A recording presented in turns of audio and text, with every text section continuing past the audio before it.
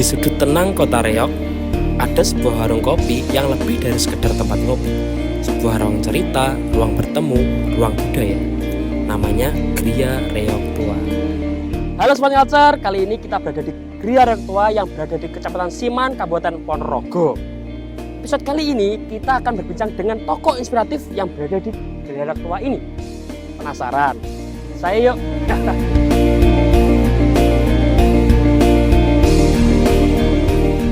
Dari luar mungkin tampak sederhana, tapi di dalamnya tersimpan kisah yang dalam tentang kopi, tentang manusia, dan tentang warisan budaya yang tak lekang oleh waktu.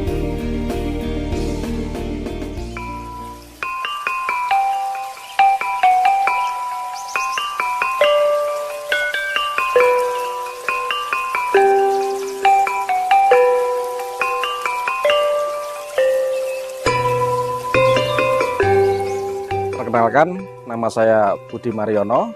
Tempat tinggal saya berada di Jalan Imam Bonjol nomor 20 Barat, Alun-Alun Ponorogo.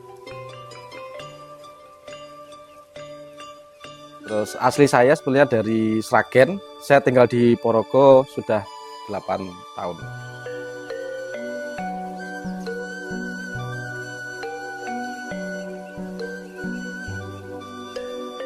Keseharian saya sehari-hari sebagai seorang terapis.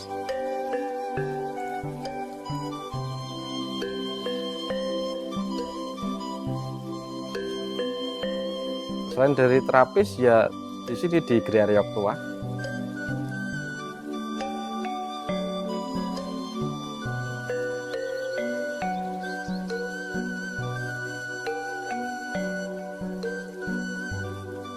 Di Gria Reog Tua itu juga selain kita ada museum galeri lah, museum terlalu besar. Galeri Reog juga ada warung kopi.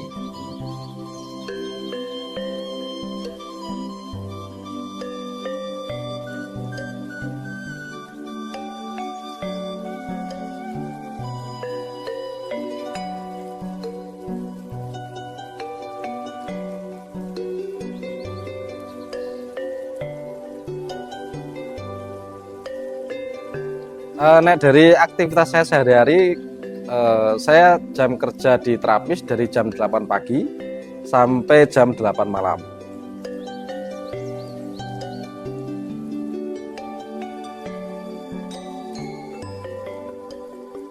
Terus di sini di Gria Reog Tua biasanya saya malam jam 8 sampai nanti jam 2 pagi.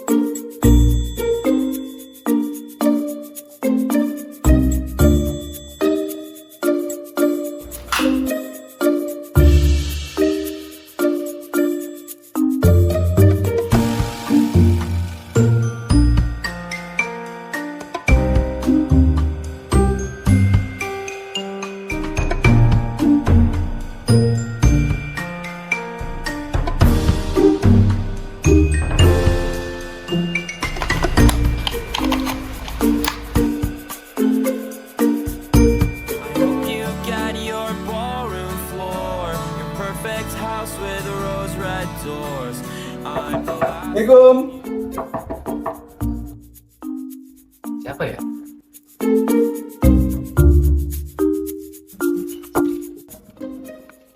Apa Mas ya? Bagian listrik Mas. Tagihan? Mas, Mas, Mas. Mas, Mas, Mas, Mas. Mas. Loh, Mas.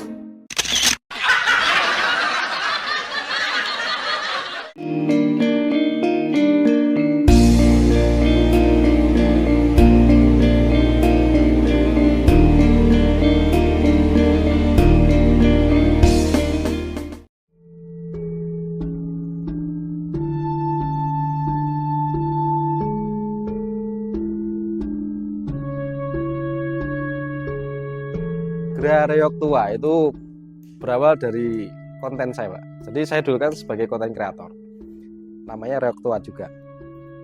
Jadi Reog Tua itu isinya membahas tentang ya Reog Tua.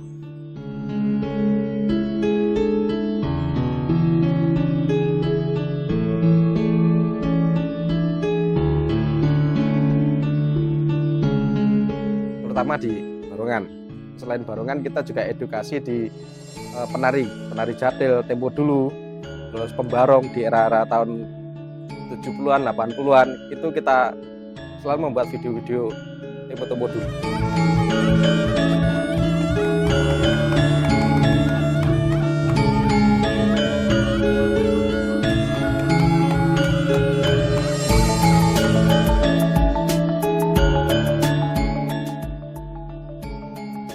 Nah, awal pertama kali datang di Reog itu malah di Porogo itu malah belum seneng ning Reog, Mbak. Seneng-senengnya tuh waktu ketika saya sebagai konten kreator. Berawal dari iseng-iseng saya video itu kan, terus akhirnya banyak informasi-informasi, terus saya telusuri itu.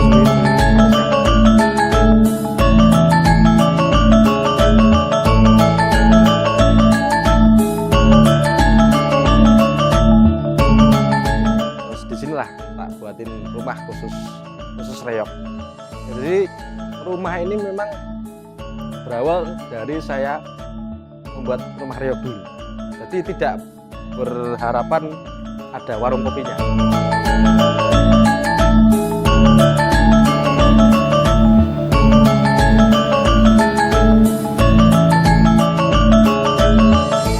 Saya berpikir ini gimana ya caranya orang biar datang ke sini.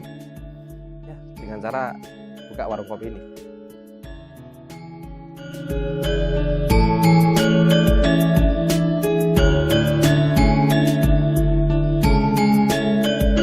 Jadi dengan tema itu ya rada nyeleneh dan beda dengan yang lain gitu loh.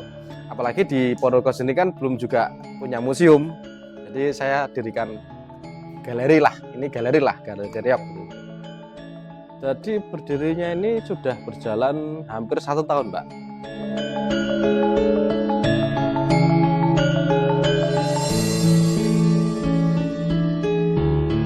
Pengunjung sudah banyak, Mbak, dari luar, bahkan dari Taiwan, dari Serbia, terus dari Jakarta itu ada juga yang berkunjung.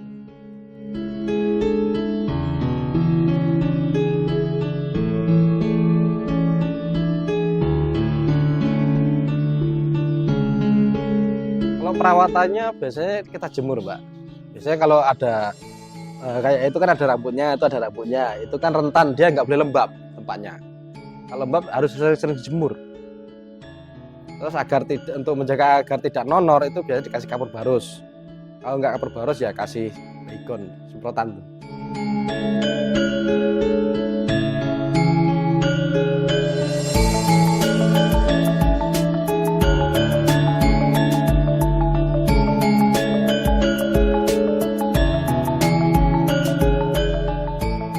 Tidak pernah merasa capek dan tidak pernah merasa mengeluh, karena yang saya rasakan di sini itu tempat yang paling nyaman.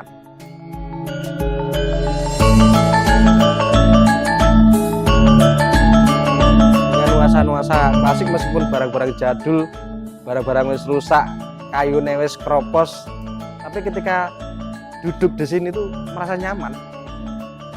Rasa capek itu akan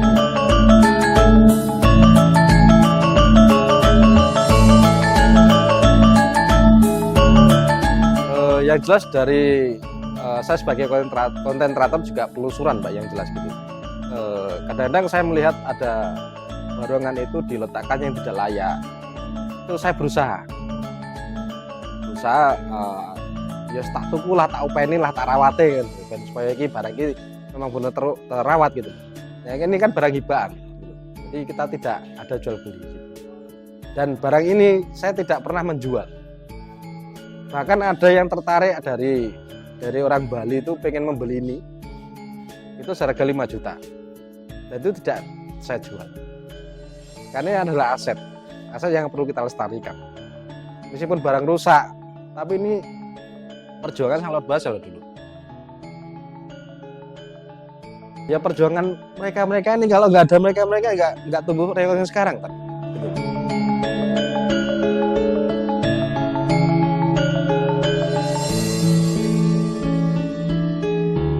Bagi saya ini reok itu juga adalah pusaka. Sama dengan tosana aji, sama dengan keris. Karena di sini ada unsur-unsur doa, harapan seseorang. Makanya setelah membuat barongan, pastikan dirituali, terus didoai. Dan doa itu kan positif, bukan negatif kan. Jadi yang saya katakan reok ini adalah yoni, bukan nek bahasa saya ini sotren, sing isi koda, nek isine kuwi nek kodami gini, nggak ada sama sekali. Yang jelas itu yoni. Yoni itu apa ya tadi? Energi positif. Karena di sini ada unsur-unsur doa.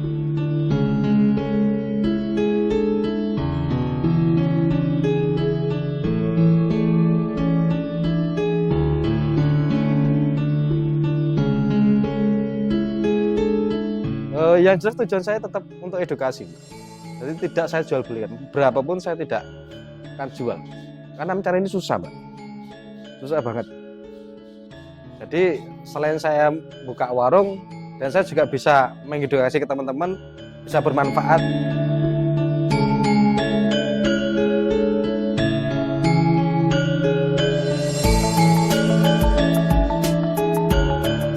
Ternyata ketika duduk di sini memang awal-awalnya medeni.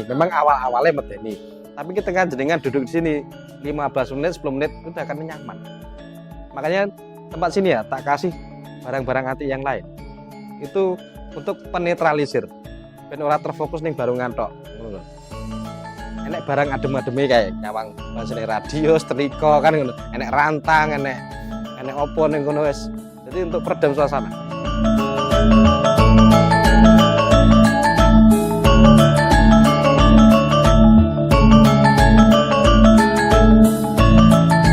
Jadi saya setiap terjun di lapangan kok ada barang tua di kayak ganongan atau itu dadak merah itu ya berusaha saya minta saya belilah.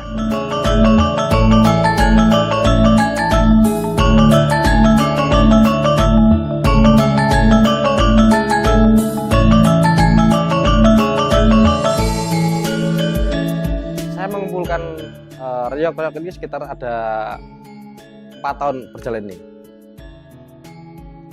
Jadi setiap barongan itu kan dia punya cerita sendiri-sendiri. Dari babat awalnya datang, babat pertama kali di desa ini itu ada ceritanya sendiri dan itu ada bukunya. Nanti bisa dengan foto atau gimana nanti ada.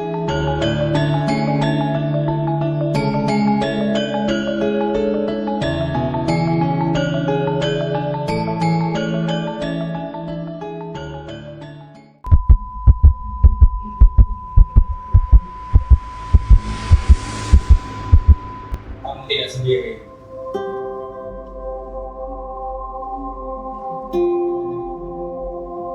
Kamu bisa cerita apa aja?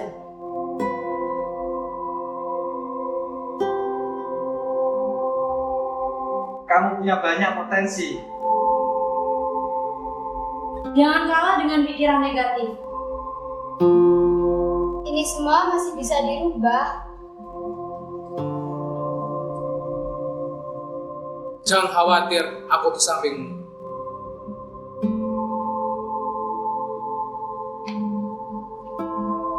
Tidak hari ini. If we're together, bound to be better.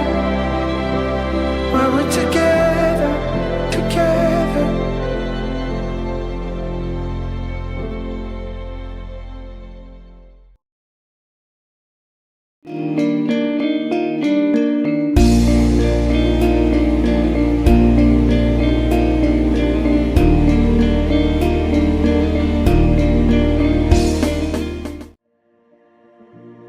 Yang unik ini, barongan yang tengah, itu namanya Mbak Dubruk. Itu dari Tranjang, di desa sebelah ini. Zaman dulu ini Mbak Dubruk itu digunakan untuk ritual, untuk mendatangkan hujan dengan perantara barongan ini. Dan uniknya di sini ada syaratnya, harus membuat dawet. Dan yang minum itu adalah kru dari reoknya.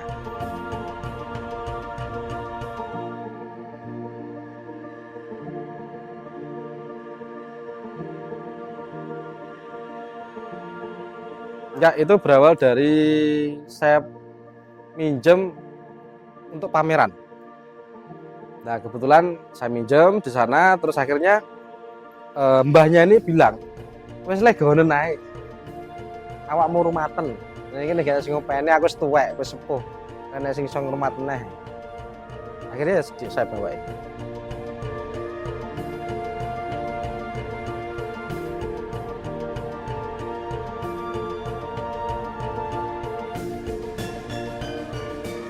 Yang jelas untuk barang-barang yang ada di sini biarkan di sini saja. Jadi kalau balik ke sana kemudian tidak bisa. Dan ini kan barangnya sudah pasrah ke saya kan. Ini barang hibaan semua. Jadi tanggung jawab ke saya sama saya semua kan. Akhirnya ya saya nggak mau barang ini sampai keluar.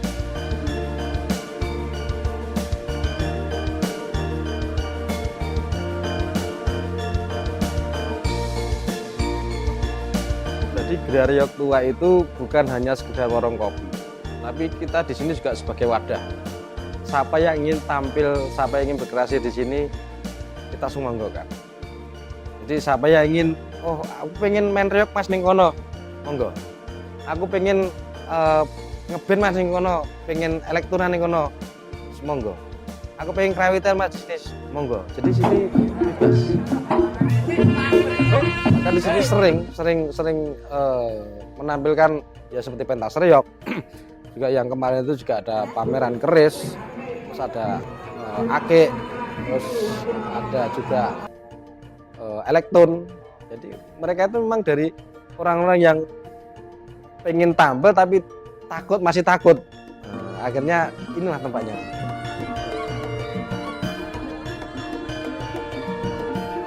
Itu sudah menjadi tujuan saya dari awal. Saya mendirikan rumah reog ini ya juga harus siap dengan segalanya, dan saya juga lenggono. Tantangan terberatnya nggak ada ya Mbak, karena apa yang saya lakukan itu sudah tak buat enjoy, tak buat nyaman. Jadi saya nggak pernah memikirkan ke depannya nanti gimana, enggak. Yang penting yang saya lakukan sekarang ya sekarang, besok.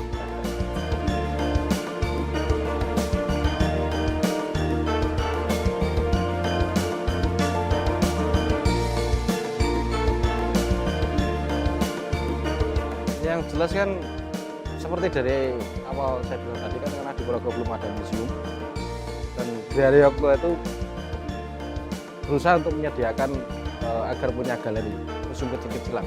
Yang jelas utamanya tujuannya untuk edukasi. Kita biar supaya tahu dari reog di tahun 20, di tahun 30, di tahun 40 kan sudah beda-beda. Dari segi bentuk kan sudah beda. Dan dari segi bentuk fisik dari mulai dadak merak juga beda. Kalau reog tempo dulu itu seperti sekarang lah, ngikuti masa dulu di era tahun 20-an. Oh, bentuk barangnya kecil seperti ini harus sama. Oh, yang sekarang modelnya besar terus podo.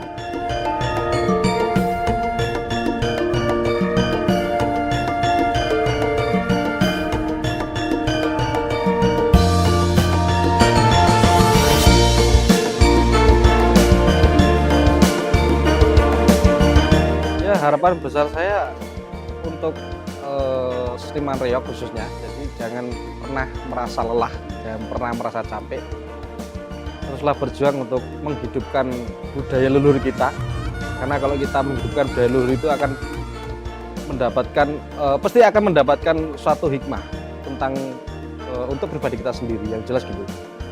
Dan untuk anak muda-muda sekarang, pokoknya intinya jangan pernah lelah lah untuk mengurangi budaya.